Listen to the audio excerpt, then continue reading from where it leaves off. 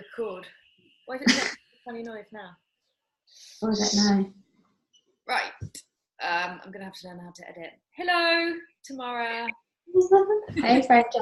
Do I call you Francesca or Frankie? Okay, cool. Call me you call me Frankie. Everyone, I'm supposed, with my massive index finger, to be really serious about what my name is. Yeah. Be really like firm what people call me. I'm not. Everyone has a different name for me. So what we're doing, or exploring, is I had this idea where I, as an astrologer, would kind of speak to other witchy weirdos and just kind of explore the things that I don't, I hopefully have more insight into questions that need to be asked. Mm-hmm. And we can explore the weird and wonderful world of you today. Thank you. So, right, I've written down questions and I gave you them. So, yeah, I've not seen you much. What have you been doing? Where have you been? What have I been doing? Where have I been? I have... From doing this. This is tomorrow. What's that? Oh, yeah, so I've been promoting my book. I've been doing events. I've been working with clients. And also just feel like I'm doing loads of admin at the moment. Which isn't very mystical or weird or wonderful. It's just you don't know how to do online calendars yet. I don't know how to do that. I'm learning to do it. Yeah, it's on the list. So you tell me what you are. So this feels like it's a test. So I am a crystal healer, tarot reader, Reiki master, and also of the crystal code, which you were just holding up in your hands. And thanks, Madeleine.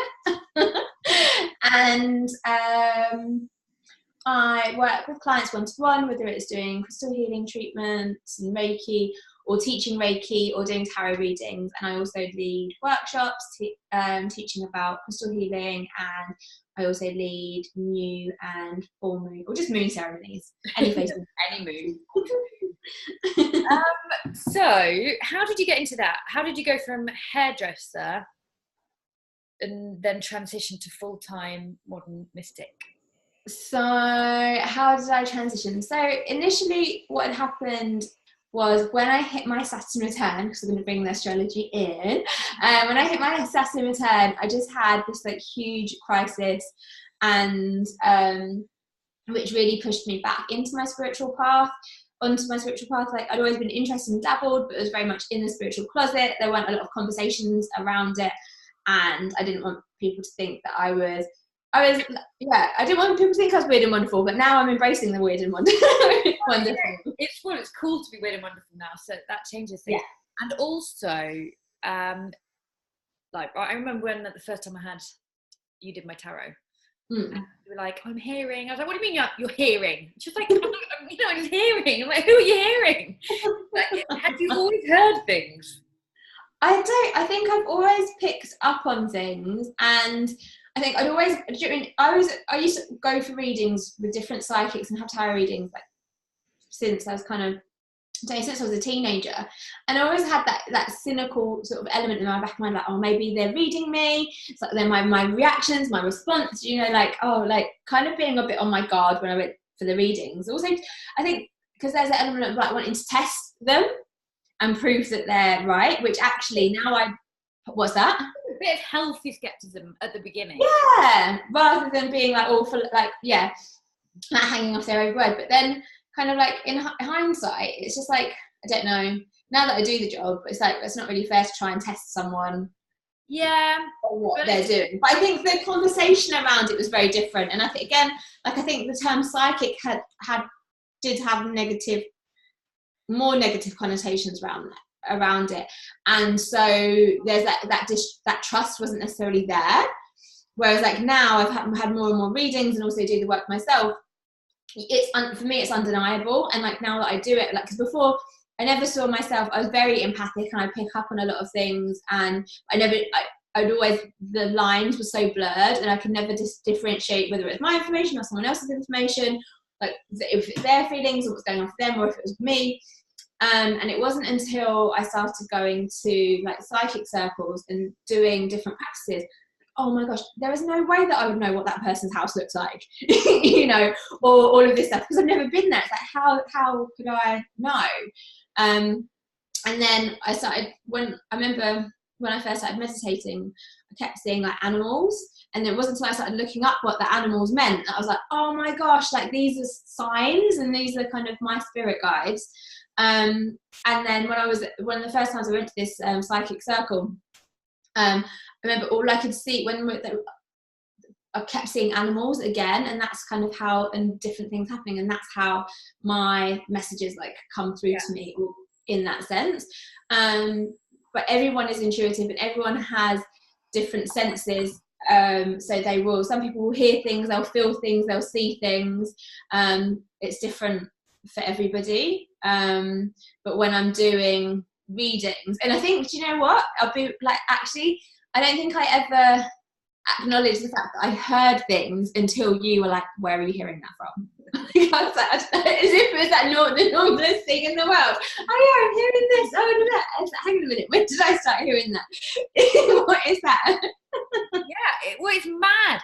Oh, it's because I know things sometimes. I have premonitions. I've always kind of known stuff, but it's very unpredictable. Like, I mean, I can't be like, right, today we're going to know what's going on. It's sometimes.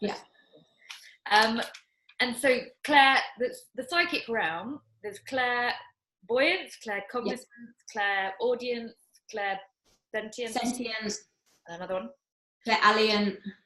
That one. Basically, some people just know things, and I think that's the most common one. Is people just have a feeling like they're going to see someone, or the phone's going to ring, or whatever. Clairvoyance is seeing. Yeah. So like me seeing the animals or colours or situate, like if you close your eyes. Seeing, it's like a dream, like seeing the head. Yeah, but I think something like it hasn't happened that many times to me, but some people I think can see with their eyes open. Like that sounds so ridiculous. They can see psychically. Yeah. No, the first woman that I saw, she used to see things. Yeah. Walking, like she saw a massive what? Like terrified, but yeah. Both. Yes. So sometimes you see wolves. Yeah. And animals and colours and situations. And like I said, sometimes I'll hear things and it will be as if I don't know, like as if I'm hearing words and I don't know where they're coming from. And that's what I have to, that's kind of sometimes the jumping point of what I need to talk about. So yeah, I was going to ask you about defining that actually, but we've just done that. You were already interested. You know? Yeah, I was already interested in it, and I had my first Reiki attunement. And initially, when I kind of got onto this path, it was purely it was for me to just discover more things about myself and to gather more tools to overcome my like anxiety and depression and eating disorder, and just kind of wanted to have new tools to make myself happy, because all of the things that I've tried and done before just weren't working for me, because I was doing things that I thought I should do, you know, and kind of like this is societal kind of like, if you have a good job and if you're working hard and earning this much money and you're going on holidays, like you should be happy. It's like, oh, there's just a disconnect for me. And like and then I kind of like did my, and when I did my Reiki 1, what's that? When did you do Reiki 1? I worked it out. I think it was maybe 2012. Mm-hmm. I think it was. And because that's when, or maybe it's I think it was maybe 2011. Because I think Wolf Sister was from 2012 and I did my Reiki like the year before. Okay, cool. Oh no, I'm just doing the astrology in my head. And then after that, I think from my Reiki 1 attunement, I experienced such a shift in the way that I felt that was so notable, like even to the point that when I was at my like counselling session, she was just like, what has happened? Like the things that were triggering me just weren't there. It was there was such a remarkable shift. And the only thing that I can put it down to was the Reiki treatment, because I had nothing had changed. I hadn't done anything else. Nothing in my circumstances had shifted. And I think I just felt like the best that I'd felt in such a long time. And then just like, I want to learn more and I want to do more. And then ended up going to Bali, took a sabbatical, and was a shaman there an apprentice to a shaman there for 2 months, and just learned like about shamanic healing practices. What's a shaman?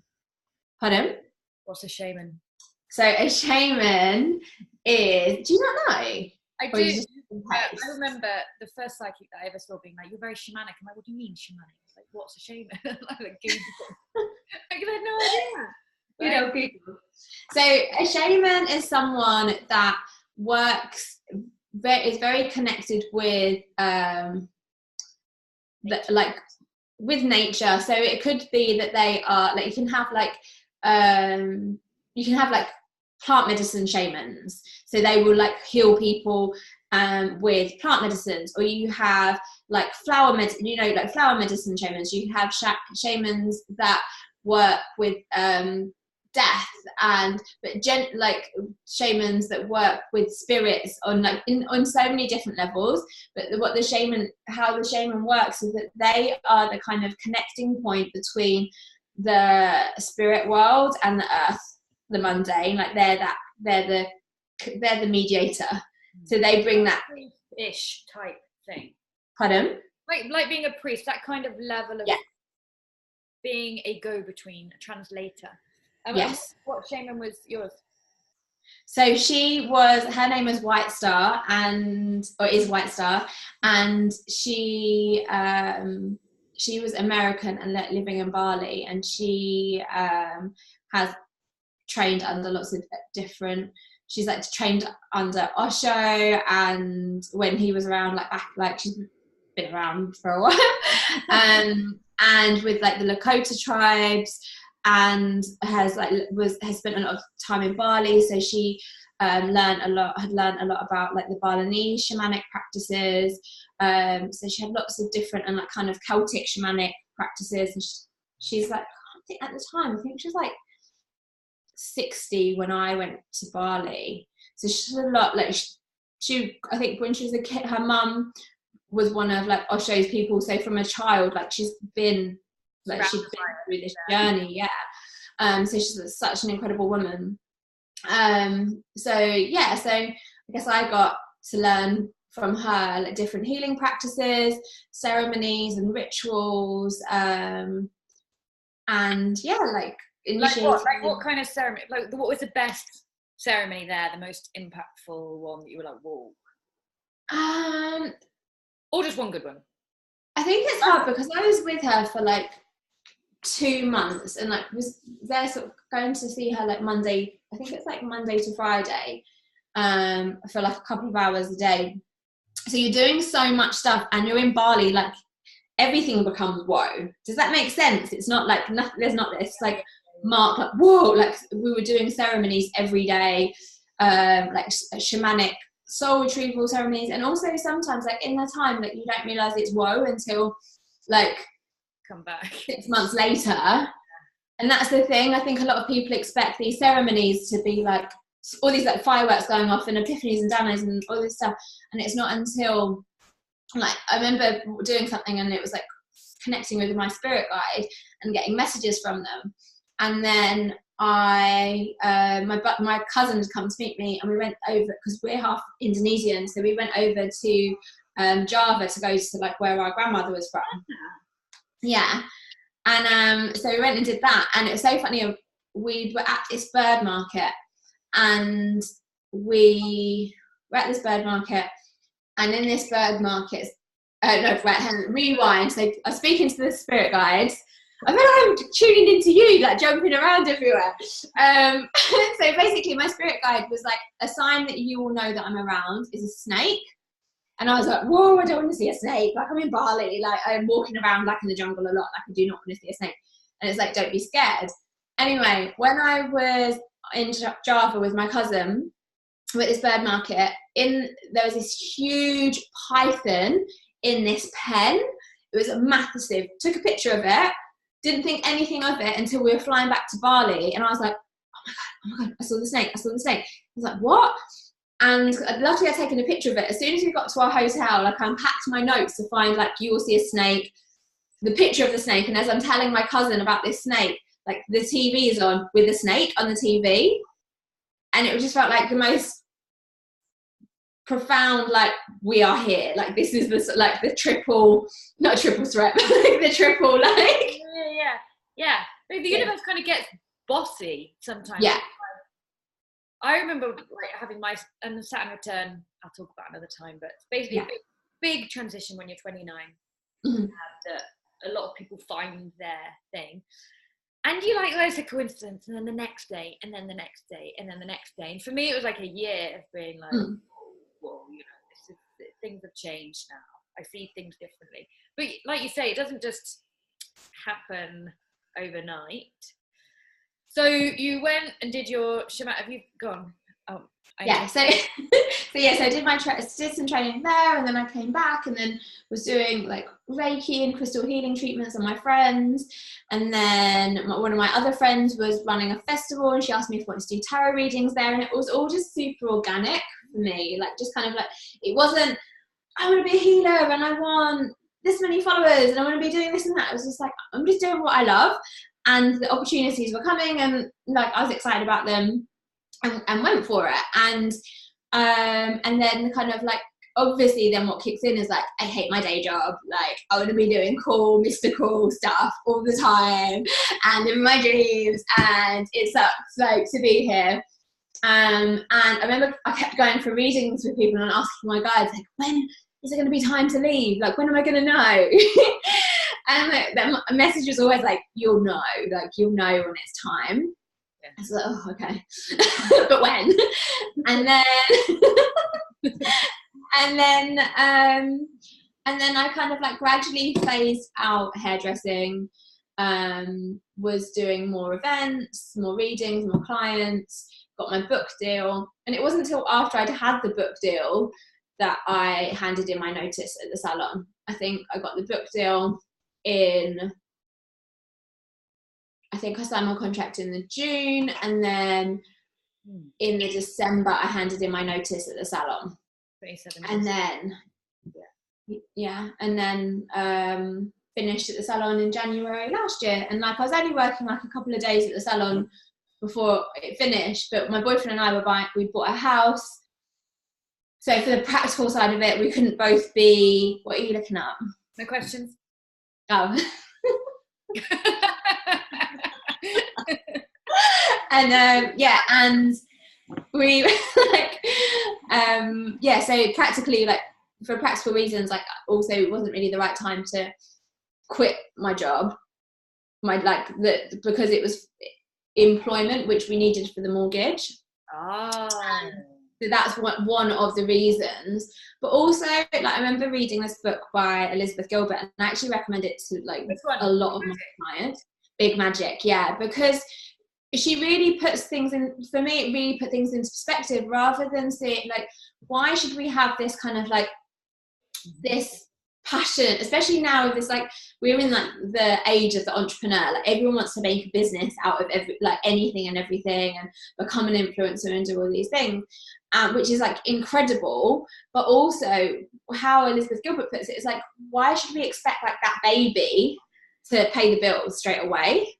And when she kind of, like, explained that, I was just like, oh my gosh, yeah, like, I don't want to be putting that energy of, like, you've got to pay my bills, and I don't want to be putting things out there, like, whether it's events or services, from a fear energy of, like, I need to eat, I need to pay my bills. Like, I've done it before, like, I needed to get some extra cash in August, so I did loads of readings. Yeah. I was just like, I remember walking to meet someone one day, just crying, just like, dead. Because as much as you try and sage yourself and burn all the things that I should, you know what? That's something I want to ask you about, is more Indigenous UK things to sage with, because we've got to stop saging. Everything's been wiped out. Yeah. But, oh my God, yeah, astrology readings, and probably the same for you, that if you do too many, it's just murder. Yeah, it's too much. Can't. No, and you learn the hard way.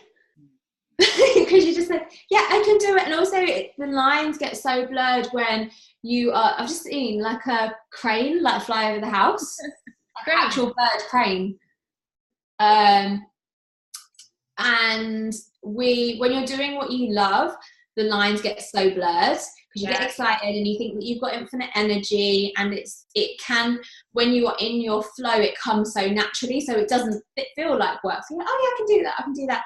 But when you don't honor what you're doing, it hits you like a bus or a truck hit.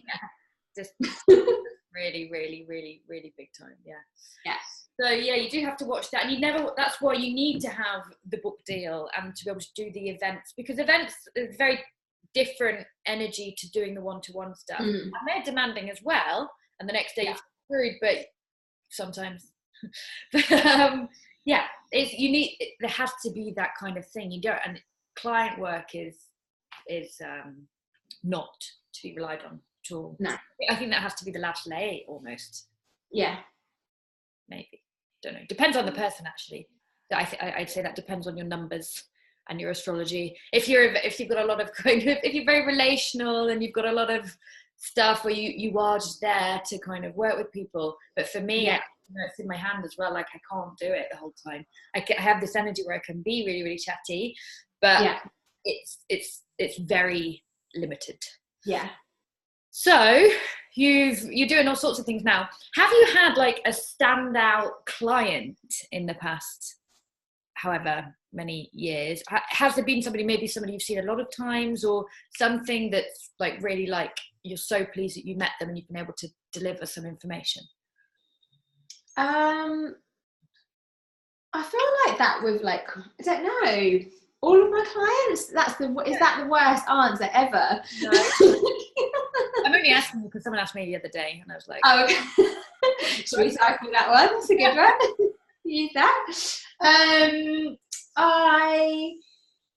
I think it's different, and also, and like what I'm really learning is that sometimes you don't know. It's again, like I was saying with that snake example, like sometimes you'll be saying something to them and it might not be landing, and with like it might not land, or they'll be like, well, I'm not really, I don't feel like that really applies, and then you bump into them 6 months later and they're like, oh my gosh, that thing that you said. And I think that happens I think that happens a lot, and it's not until you have that reading with someone again and they book in and they're like, oh yeah, this was this and this was this and this was this. So when you're in that space doing it, there'll be a few things where like you'll get things and they're like, yeah, that's what I was feeling, or I was feeling this, or I was feeling that too. Like there's kind of typical connections, but I think the bigger juicier ones don't land until they're not with you. Yeah, that's such a good point, actually. It's a really good point. I had another really good question then when you were speaking. Oh, what was your answer to that question? Yeah, it's probably more like yours, but I just there are some clients that have really, really clear signatures where it's like you should be in leadership, or you love writing, and that they've done a literature degree and they're not writing anymore, and just being able to really remind people of who they are. That's quite simple when they've got a chart that is like so, but otherwise it's more like because not all charts speak to me the same, and I don't know if you have that with all tarot readings. No. I always use the hand. That's me holding the chart, but it's some charts I just see it. I'm like, what? It's really speaking to me. I really understand where they're coming from, and maybe I'm wrong. Maybe I'm biased and I'm jumping into it too fast. But I get a lot of words and a lot of things to say, and I can go on and on and on. And other charts as well. It depends how well people already know themselves. Because like you say, like if I see something in someone and then I'm saying it to them and they're just like, nah, like, don't think so. Astrologers as a rule trust charts more than people. Mhm. You know, particularly with really big Pluto kind of scorpionic things, like a Pluto, really, really, really intense moon that is highly guarded, highly sensitive, really, really intense emotions, but those emotions are so intense that they've just been kind of pushed to the side. Like, no, everything's fine, and you're like, okay, you know. I know, because I know with my chart that there were certain bits in it that I was like, what? And it took me ages of like reading and talking and thinking, talking to people and really like diving into it to be like, oh, that's true. Like, and it's not about making it true, because I want it to be about really arriving at that. So that's why there's a variety. One of the reasons. So I guess that's part of our shadow self as well. Like, there's parts of ourselves that we reject and we try and detach from, and things that are in our subconscious that are kind of, it's very different to what our conscious mind is. Yeah, and that's what I wanted to say is, you know, sometimes when we're both working on the same day and someone will come and see me and then see you, or vice versa, and I was like, what did Tamara say? Because like astrology and tarot, I haven't actually got the words or the sentence or the phrase to explain. But for me, like, the chart shows you your potential, the transits tell me what's going on. But I'll often, at the end of a reading, pull a few tarot cards. You know, I have to look them all up. I'm not particularly fluent in tarot. But, or, you know, they go and see you. And it does kind of reiterate, but it adds a little bit of something, you know. But they do weirdly seem to match. Yeah, because there's so many, there's so much astrology and symbolism and numerology in the tarot as well. So that's like one of the the way it works. One of the other names for the tarot is like the book of knowledge, or book of wisdom, or like the book of secrets. Like, it has everything already in it. So, and I think in a similar way to how like the tarot works in cycles and kind of progressions, in the same way that astrology does, isn't it? I don't know. I only did beginners. All right. But yeah, so and it was huge, because I like finished all my astrology stuff. I was like, right, tarot now. But when I did beginners, I was like, this is huge. You know, I think maybe with the arrogance of an astrologer or whatever, like, you don't know what you don't know. And I started out like that as an astrologer as well. Like, when I first went to astrology school, I'm like, you know, I'm so astrologer, I'm so got to work out people's sun signs. And then you get charts, you're like, shit, you know nothing. And then with tarot as well, you know, you think it's simple, but every single tarot card is rich with imagery and history and art history and this and that. It's like so huge. And there's what, 72 cards in the deck? 78. Yeah, 52 in the card. Anyway, yeah, I mean, it's bloody huge. So I can only do like... I was like that when I was learning astrology. I swear I was just like, what? Like, you know, yeah, I know my things, and I feel like I came away like knowing less. Yeah. It just how it should be. Blew my mind. Like, it just blew my mind. And I wonder if it's a bit like, I don't know if this is a very good example. You know, some people are like, oh yeah, you know, some people go to schools and they'll learn German or French. And there's some people like, oh yeah, I found German easy. I found French easy. Maybe that's the same kind of thing with like mystic stuff.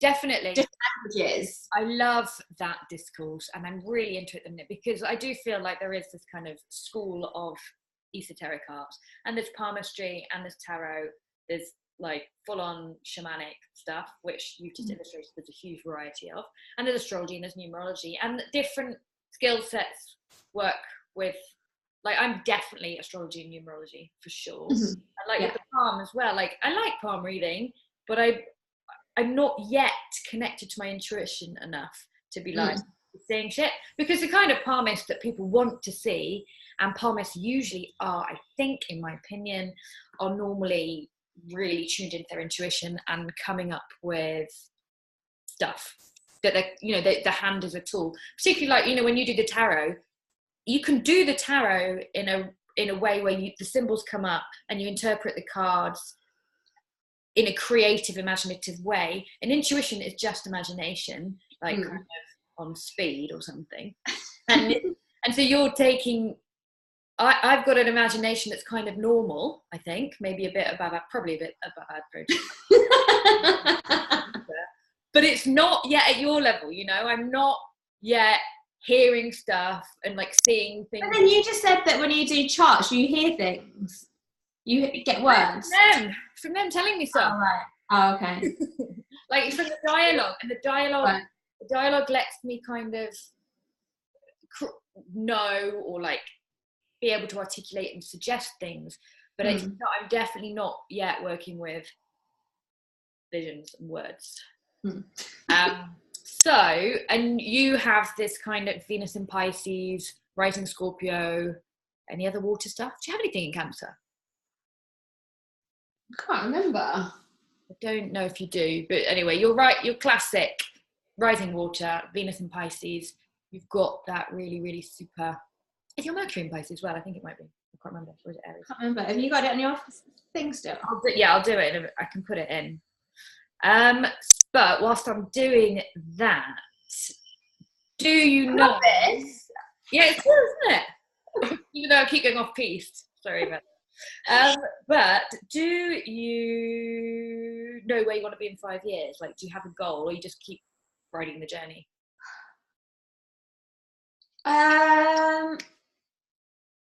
Roughly. I guess it's roughly. I don't want to put words in your mouth, but do I know where I want to be? You don't. Yeah, I guess I do know where I want to be. Well, loosely. Maybe I don't. I know elements of it. Yeah. I know elements, but I'm not like this. I've never been a 5-year plan person. I know. It was so hard, wasn't it? Do you know what? Really I'm much more now. Like when I manifest with the moon and stuff, and I will make myself. And it's not just manifesting with the moon, it's all the weird business books. Not weird, very good business books. Like the 4-hour work week, which is excellent. And is it good? Yeah, I think I read 2/3 of it, and then I gave it. You haven't finished it. It's so good to must read it.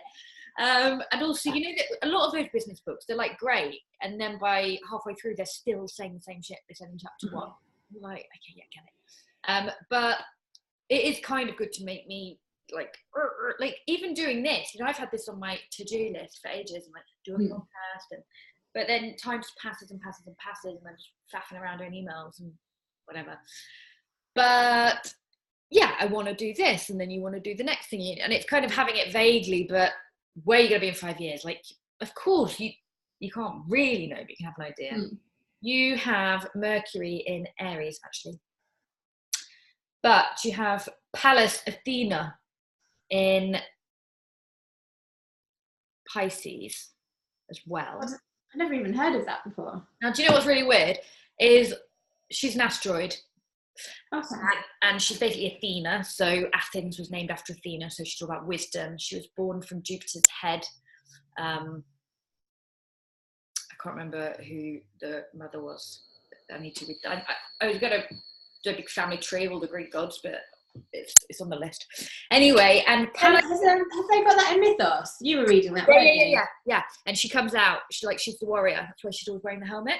And weirdly, I looked up Pallas Athena for the first time yesterday, and then I went to the lodge last night, and there was a talk on Pallas Athena, which is mad. And mine is also in Pisces, and the sun yesterday was bang on my Athena, so it's like she wanted to be, you know, it was her day for her to become part of my astrological interpretive toolbox. Anyway, yours is in Pisces as well, but it's very close to the moon, which makes it's an out of sign conjunction because your moon's obviously Aquarius and she's in Pisces. So that's nice actually, because you've got your strategic Aquarius moon that's able to communicate with your strategy then being in the realm of Pisces. She seemed to be very strong in air sign. She'd like to be in air more. So that's nice that she's connected to your moon. So like the people, it was Christine, I can't remember her surname, Rudenbeck astrologer, the Oxford astrologer, who gave the talk, and she was looking at how Pallas is strong in war correspondence, like because it's Athena is very much like strategist, that's her thing, and organizing people, a lot of people, but also really strong in authors like Charles Dickens, J.K. Rowling, people who are organizing a lot of people. So you've got this strategic mind, but it's in this realm of like beep beep, the weird and knowable. And all of us in 1984 pretty much have got that. She did a big retrograde during 1984. Anyway, oh, you've got Mars and Scorpio as well. I forgot that. And Saturn. I mean, yeah. So you said about the death stuff. Did you do much with death? Not really. I didn't, but I know that some people work like that. Yeah, okay. What is your favourite, do you have a favourite modality, favourite Hogwarts class? I love working with the moon and leading, like doing rituals and leading ceremonies for that. Would that be a modality? Yes, yeah, so that's you being a shaman, I guess. Yeah. And you throw crystals into that? Pardon? Do you always put crystals into your rituals? Yeah.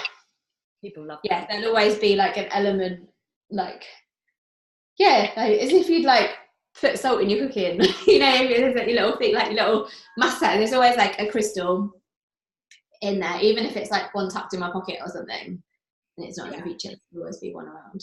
Yeah, that's the thing. Like once you've got it, why not use it? I suppose. Yeah. Adding to your toolbox. Well, it's like a cooking ingredient. Like think of your crystals as all your different spices and herbs. Like they bring different energies to what you're doing. Where do you see this world of spirituality going? And also, 2 questions. Why do you think, right, you know how you think you manifested the leopard print trend? I know. I totally relate to that, because people keep asking me like why astrology's got big, and I'm like, I wanted it to. I mean, like, because why did it? Like the internet or Neptune in Pisces or various other things and memes and witches of Instagram is probably the reason. But why has it got big? I don't know, actually. Do you know? I don't know exactly why. I have my own theory with it, that it is, I think, that people are feeling so overwhelmed and disconnected from their intuition and from kind of nature and their cycles and everything that it is to also be human, because even being on our phones a lot, like we're losing that the humanness. And I think going back to astrology and meditation and shamanic practices and crystals, it's bringing us back to another energy that we're needing, if that makes sense. So I think that there's part of that. It's a bit like if your diet is lacking in something, you'll crave the things that will give you what you need, but sometimes it gets a bit misguided and you try something else, it's not quite what it was.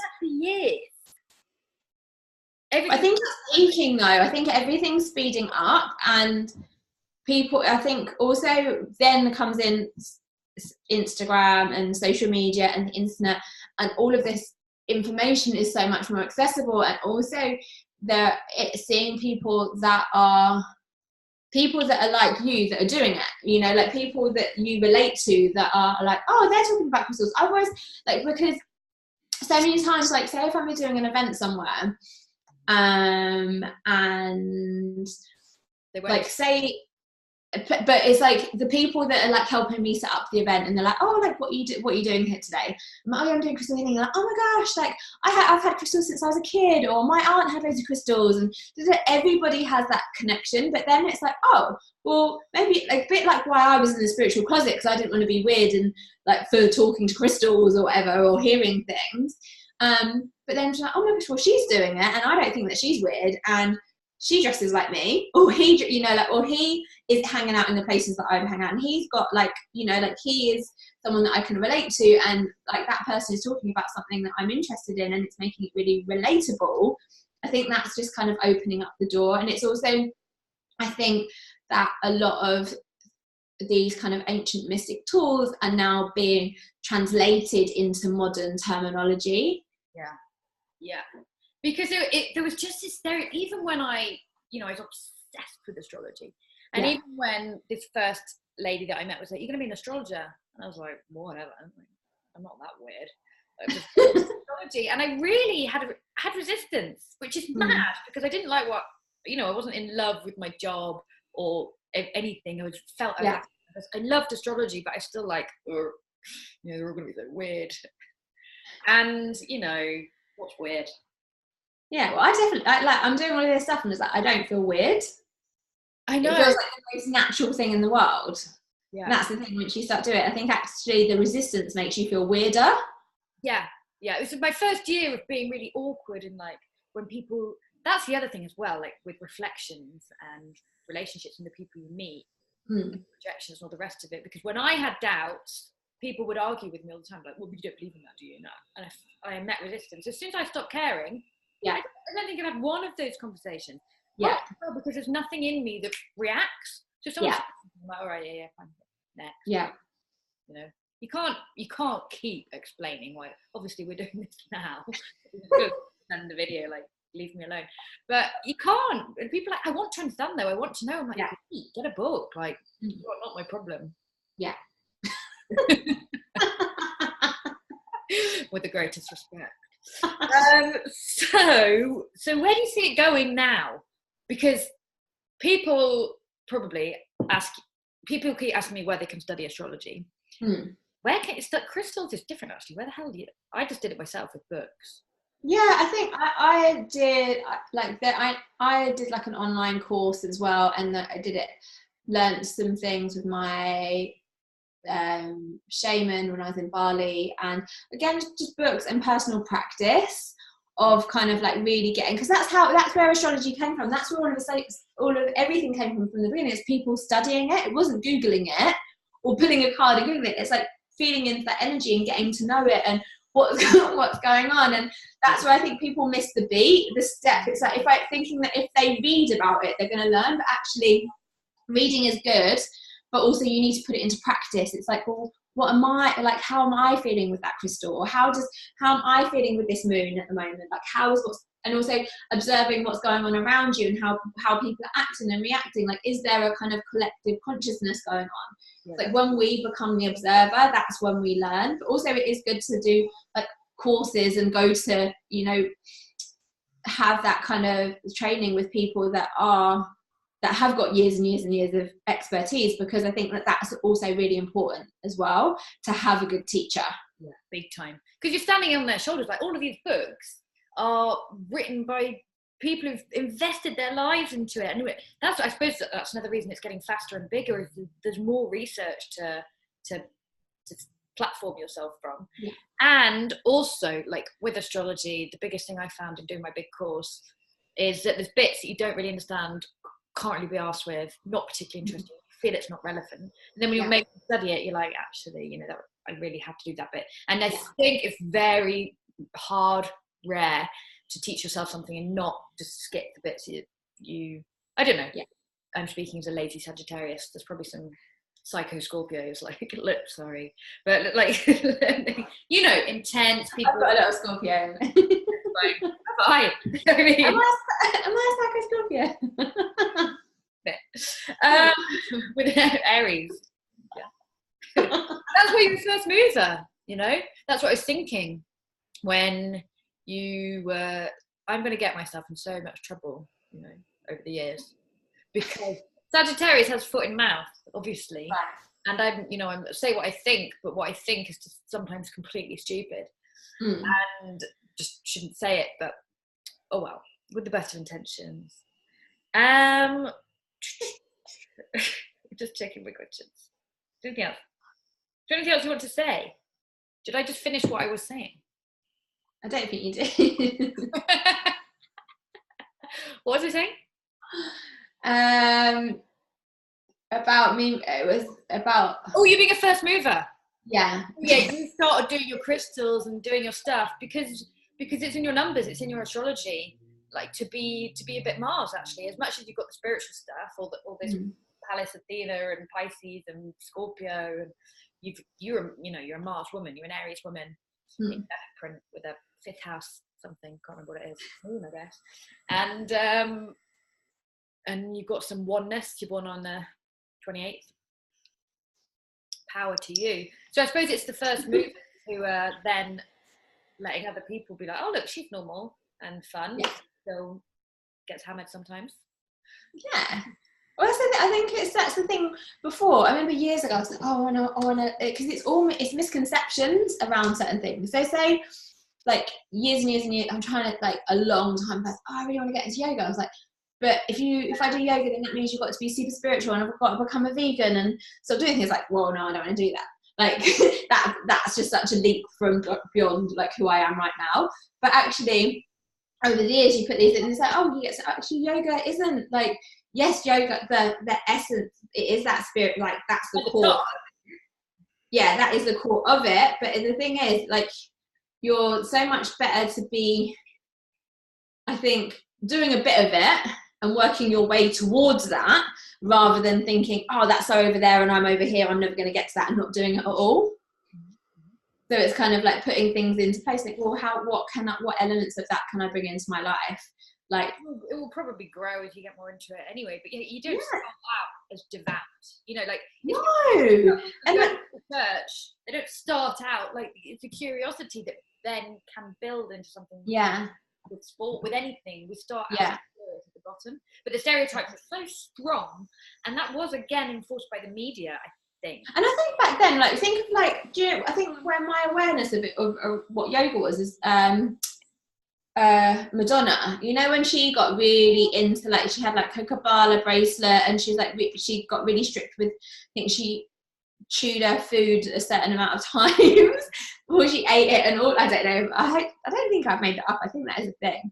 Probably. But all of that, so to see someone doing that's like, whoa, like doing this spiritual shit looks not that it's shit, you know what I mean, looks hardcore, you know, like seeing Madonna with all of her money and all of these people that can support, and all of that energy that she could put into that, looking ripped, like having a special diet and whatever, that makes it inaccessible. Or a little bit intimidating.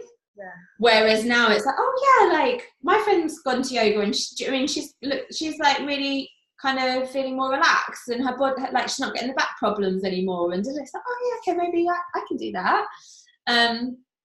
So I think it's just like different, and it just builds up, because a bit like you, when you were told, you're going to be an astrologer, like years ago, I think I must have been about 22 or 23, I went for a reading, and she said that you're going to be a spiritual healer.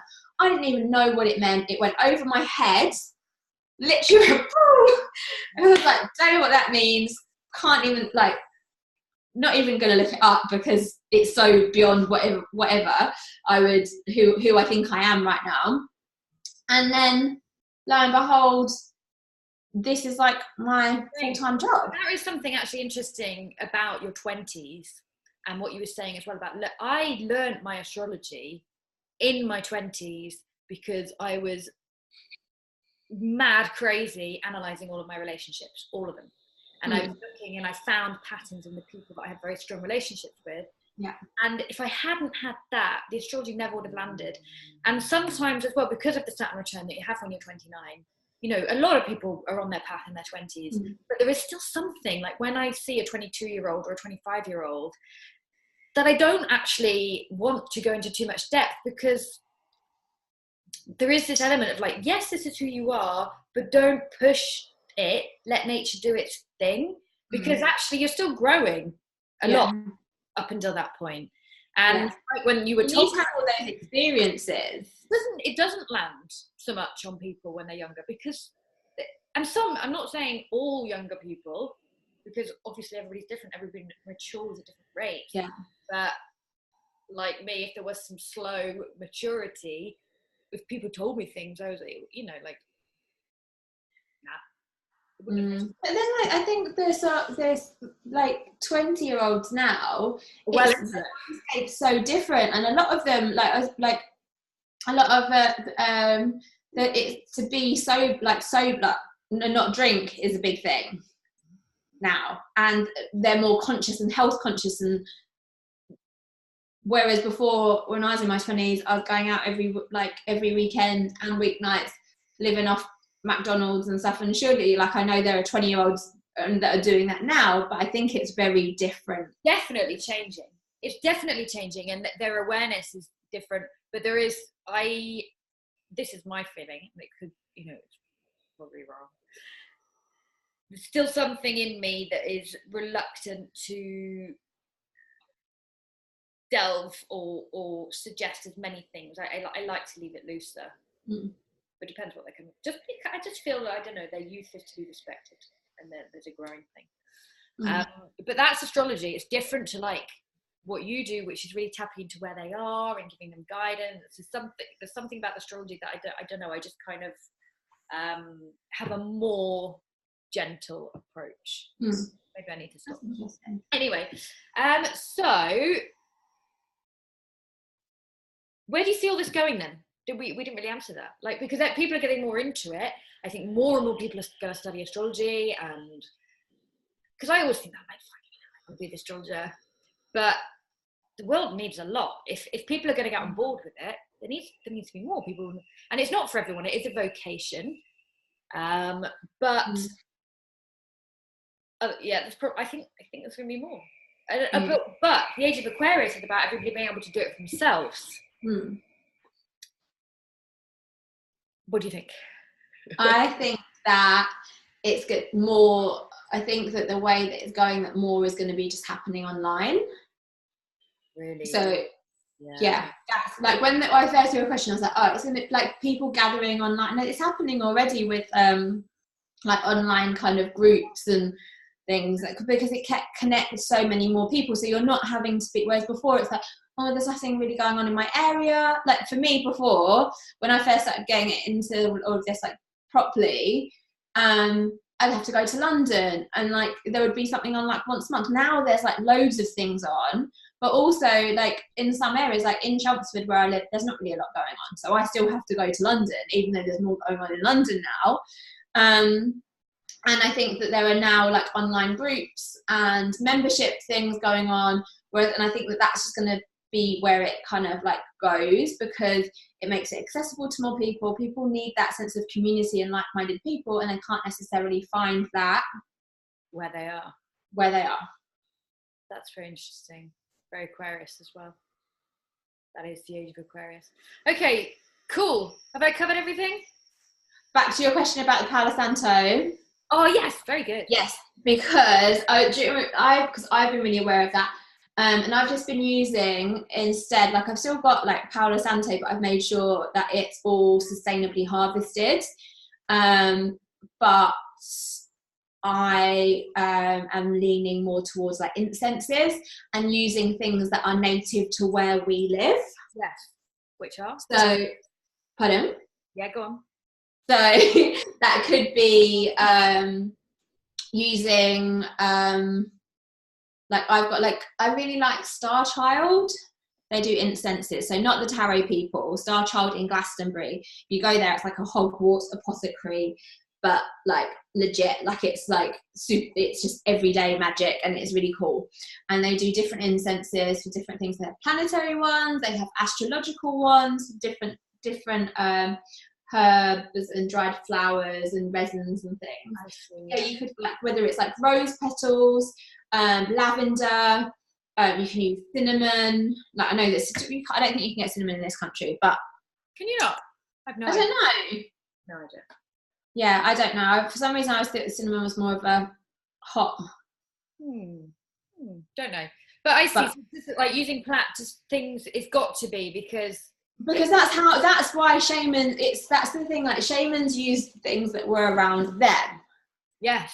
Like in witchcraft, like witches will use native plants to them, and they will work with what's with them. Like that's shamanic, like working with what's around you. It's not going on Amazon and ordering like whatever, like get in, like that you're missing the connection. And that's the thing, like we like shamanically, like we have everything that we need around us, like the plants, and exactly the same as like the foods that not that I'm a nutritionist, but the foods that we need throughout the year are what grow naturally. Again, it's not what's imported and like farmed, it's what is grown. That's what we need, and the plants that we need to work with are the ones around us. So like I've been, like I said, lavender is really good. That's good for like protection and blessings. And I quite like Rose because just Rose is just a good all-rounder for all things love and softness, and quite nurturing. But yeah, like looking at, and just there are some things that you can't burn because they aren't, and like rosemary is protective, and that's in like for us like we've got it in our garden. Like I've got like a bay tree in my garden that you can use that for burning, for protection, and that's a blessing, for blessings and for psychic vision, and intuition. So we've got lots of different herbs like in our own, like I'm lucky in my own back garden I've got them, but also have intentionally done a lot of that because I wanted things. Do you grow them, or is Fang doing it? He is out there right now. He is out there. He's turned into like Monty Dunn. Oh, bless him. He's got something Taurus, hasn't he? Moon. Yeah, get in the garden. Yeah, so he's out in the garden. So yeah, so he, like last year I was like trying to oversee things, and now I've just got to let him get on with it, because it's not, I can't really oversee it when I'm not doing anything and he's doing all the hard work. And also like he loves it, so he's happy, I'm happy. Oh, is he growing you food? Is he growing you food? He's gonna. Yeah, because it's this Uranus moving into Taurus thing is very much about growing their own food, and about, like, whatever happens politically, food prices, you know, gotta watch out for that one. So I'm telling everyone to grow their own food. Yeah, he's what's that? No one's listening to me. Like, Mum, we've got a garden, like, grow some food. She's like, yeah. I hope she does. I'm gonna buy some seeds for Mother's Day. Yeah, seeds are thing. Seeds, plants. Yeah, definitely. I saw my friend Amanda's got a shop called Every Space in London. I haven't been yet, and I'm not sure exactly where it is, but I just saw like on Instagram, like she showed it, and like her windows, like in her windows phone, they've got seeds as gifts. Great. So Uranus and Taurus, I mean, great business idea if you want to crack on with that now. Various other things. Anyway, we'll talk about that another day. Anyway, we'll stop now. How long have we been talking? A while. No idea. Okay, so just to repeat, Tamara is wolf sister because Fang told me that's your spirit animal. I asked him why. Yeah. We didn't really talk a lot about spirit animals. Just no. I mean, because you said what they are, but to somebody who doesn't know what a spirit animal is. So a spirit animal, again, comes from shamanic, like Native American, like shamanic culture. And your spirit animal or totem animal, they represent archetypal energies that can be seen as medicine to support us. So when an animal crosses our path, whether it's physically, like we come across it, whether it comes to us in a dream, whether it's something that we keep seeing on Instagram, like the first thing that you see, these animals are, and again, it's coming back to that observing the signs, seeing what's going on around you. And these animals represent, like, they have a message. So the way that they act, the way that their habits, their personalities, like that is a message for us to be like that. So that animal is looking over us, wants to support us, but it will teach us the way that it behaves, so that to help us get through whatever we're going through. Yeah. Yes, and you can Google them. Yes. Google. If ever you have a dream about an animal, you've got to Google it. Yeah. Or if you keep seeing them, I have geese fly over my head a lot, like they fly exactly over the house, or if I'm on the yeah, that's what it was. Like, no one said it was a crane, maybe it was a goose. You need to Google that. But yeah, the geese are very kind of Taurus, and it often happens when the moon's in Taurus. Very weird. And it's one of those things, it's like, oh, you could shrug it off, but it's happened to me so many times. Yeah. I'll be like standing somewhere that you're like, okay, there's a symbolism here, so then you. Yeah. Anyway, right, I'm going to shut up. So I'll write all your things below, so you can find Tamara below. Thank you. No, I'm going to stop.